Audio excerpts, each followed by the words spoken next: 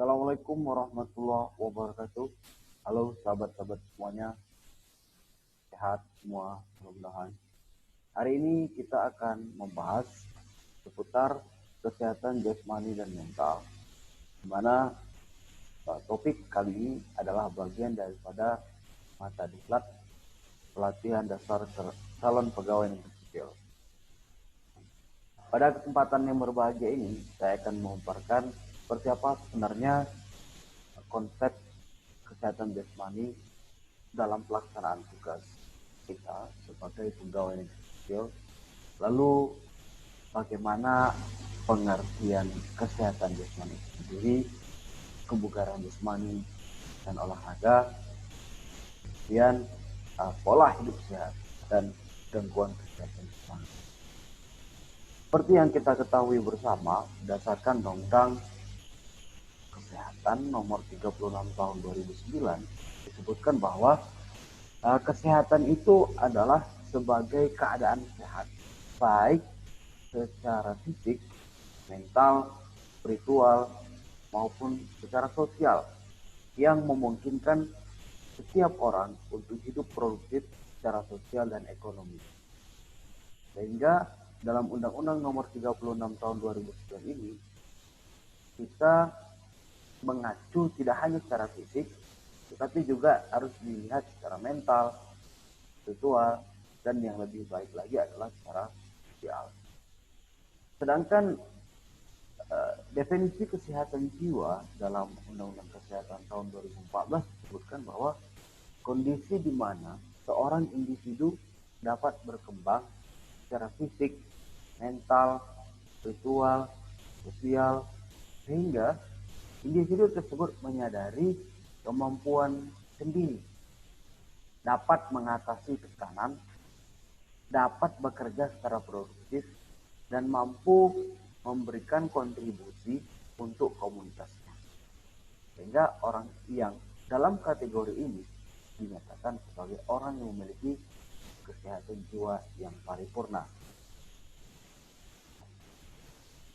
Sehingga kesehatan jasmani atau kesegaran jasmani itu merupakan upaya yang mesti kita maksimalkan dalam rangka kemampuan tubuh untuk menyesuaikan fungsi alat-alat tubuhnya dalam batas fisiologi terhadap keadaan lingkungan, baik dari ketinggian, kelembaban suhu dan sebagainya, dan atau kerja fisik yang cukup efisien tanpa lelah secara berlebihan.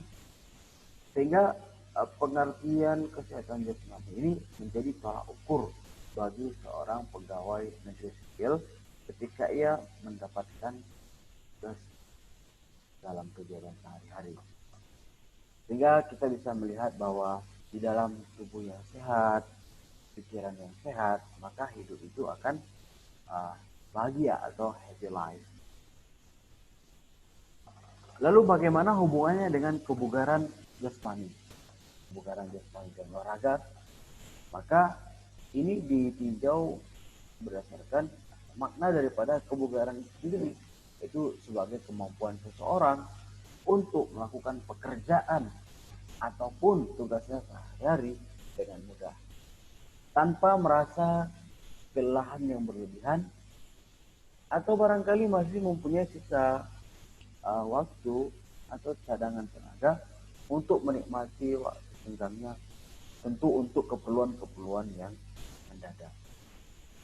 Sehingga orang-orang yang memiliki kategori seperti ini dapat dipastikan bahwa jasmaninya itu berada dalam kebugaran. Kebugaran jasmani ini memiliki dua kelompok yang berhubungan dengan kesehatan atau health related physical fitness. Kemudian ada kelompok yang berhubungan dengan keterampilan atau skill related physical fitness. Orang yang sehat secara fisik, kemudian sehat secara pemikiran, tentu manusianya itu akan bahagia atau happy human.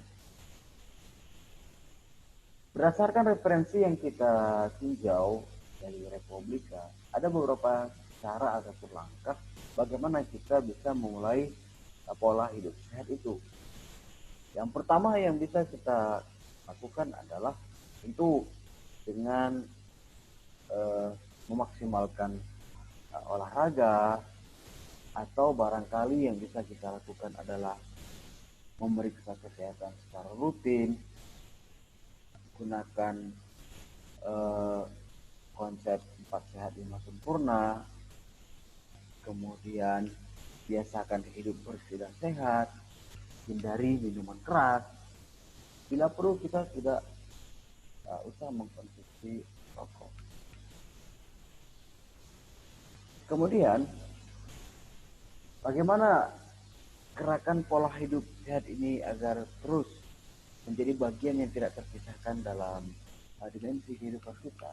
Tentu kita harus mengacu kepada GOM yang dibuat oleh Kementerian Kesehatan Republik Indonesia, di mana kemudian tersebut membuat suatu teknik yaitu germas, di mana germas ini merupakan suatu tindakan sistematis dan terencana yang dilakukan secara bersama-sama ataupun kolektif oleh seluruh komponen bangsa, tentu dengan kesadaran, kemauan, dan kemampuan berperilaku sehat untuk meningkatkan kualitas hidup. Jadi di sini ada upaya gerakan bersama, tentu tidak lain dan tidak bukan adalah untuk peningkatan kualitas hidup itu. Tujuan daripada gerakan ini, gerakan masyarakat hidup sehat ini, agar masyarakat tersebut berperilaku sehat sehingga berdampak pada kesehatannya terjaga, produktif, lingkungannya bersih, kemudian bisa menekan biaya perawatan. Lalu bagaimana dengan pola gaya hidup dalam mendukung gerakan masyarakat hidup sehat?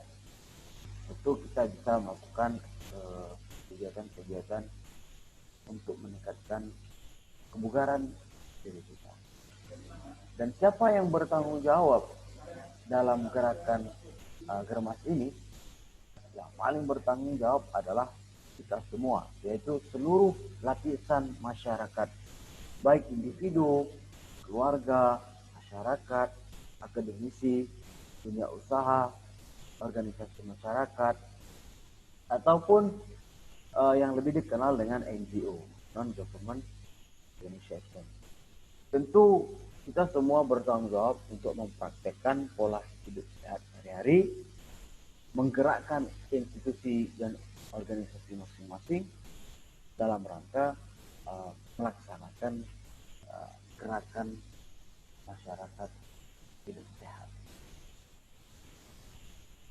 Paling tidak yang bisa kita lakukan adalah dengan melakukan aktivitas fisik di mana saja, kapan saja.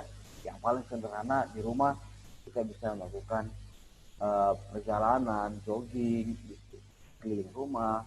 Bahkan ketika kita di sekolah, kita bisa melakukan olahraga bersama dengan siswa ataupun dengan mahasiswa untuk yang di perguruan tinggi. Bahkan hal yang sangat sederhana adalah dengan sering melakukan relax di tempat kerja kita. Dan jangan lupa salah satu faktor yang cukup mendukung dalam gerakan masyarakat hidup sehat ini tentu tidak lain dan tidak bukan adalah mengkonsumsi sayur dan buah. Mana konsumsi sayur dan buah ini sangat banyak tersedia di pasar-pasar. Namun ketika kita tidak bisa mengindahkan gerakan masyarakat hidup sehat ini, maka dapat dipastikan kita akan melalui gangguan secara fisik maupun gangguan secara mental. Maka dalam hal ini kita harus benar-benar memahami seperti apa sebenarnya hubungan antara fisik dan mental itu. Untuk kesehatan itu seperti apa? Di sini kita bisa menguraikan adanya interaksi antara dinamika pikiran dan emosi manusia. Jadi ada kombinasi antara pikiran dan emosi manusia. Terdapat setidaknya dua sistem berpikir, yaitu ada yang sistem berpikirnya cenderung kepada emosi dan ada sistem cenderung ke rasional yang menghubungkan kesehatan mental dan kesehatan jasmani. Kesehatan mental ini berkaitan dengan kemampuan berpikir, di mana membutuhkan proses berpikir yang sehat. Ya, berpikir sehat, jiwa sehat, maka dunia ini bisa kita kendalikan. Dan kita sebagai pegawai tentu harus bisa dan punya alat kendali diri yang merupakan inti daripada kesehatan mental. Dengan sistem kendali diri ini, tentu akan terbangun yang namanya integritas pribadi bagi seorang pegawai negeri sipil. Namun bagi mereka yang tidak mengindahkan, maka dapat dipastikan mereka akan dalam keadaan situasi darurat kesehatan mental. Mudah-mudahan kita terhindar dari gangguan. Sebab berdasarkan data yang dianalis oleh tokoh Arthur Fleck, dimana tokoh utama dalam film Joker, dia mengalami penderita gangguan mental sehingga apa yang dia kerjakan selama ini ya biasa karena itu tadi dia tidak mampu mengontrol situasi jiwanya. Lalu paling tidak kita bisa memahami bahwa ketidakmampuan seseorang untuk menyesuaikan diri terhadap perubahan yang terjadi pada dirinya maupun terhadap lingkungannya, maka ia akan mengalami stres. Tentu dengan membangun kesehatan mental, maka stres ini dapat dimanage ataupun dapat dikendalikan. Sering kita perhatikan, kadangkala memang emosi juga menjadi bagian yang tidak terpisahkan dalam proses ataupun faktor daripada stres itu sendiri. Maka emosi yang positif yang merupakan manifestasi spiritual berupa kemampuan mengelola pikiran, perasaan dalam hubungan interpersonal, sehingga seseorang itu memiliki nilai-nilai kehidupan yang mendasari kemampuan bersikap secara tepat. Artinya, ketika kita mampu mengontrol emosi kita secara positif, sebenarnya kita sedang membangun nilai-nilai intrapersonal untuk kehidupan yang lebih baik. Paling tidak yang bisa kita lakukan untuk kita mencegah ataupun memanage tingkat stres ini adalah dengan memperbanyak ataupun meningkatkan spiritualitas kita kepada Yang Maha Kuasa dalam rangka perwujudan dari bakti kita kepada Tuhan agar kita bisa lebih mampu mengontrol diri kita dalam situasi-situasi tertentu. Baik, sahabat-sahabat semuanya, kita sebagai ASN, aparatur sipil negara, mari kita terus mendukung gerakan masyarakat hidup sehat. Paling tidak yang bisa kita lakukan adalah dengan memulai dari diri kita sendiri, mengajak sahabat-sahabat di sekeliling kita untuk terus menggalakkan germas, yaitu gerakan masyarakat hidup sehat. Terima kasih. Assalamualaikum warahmatullahi wabarakatuh.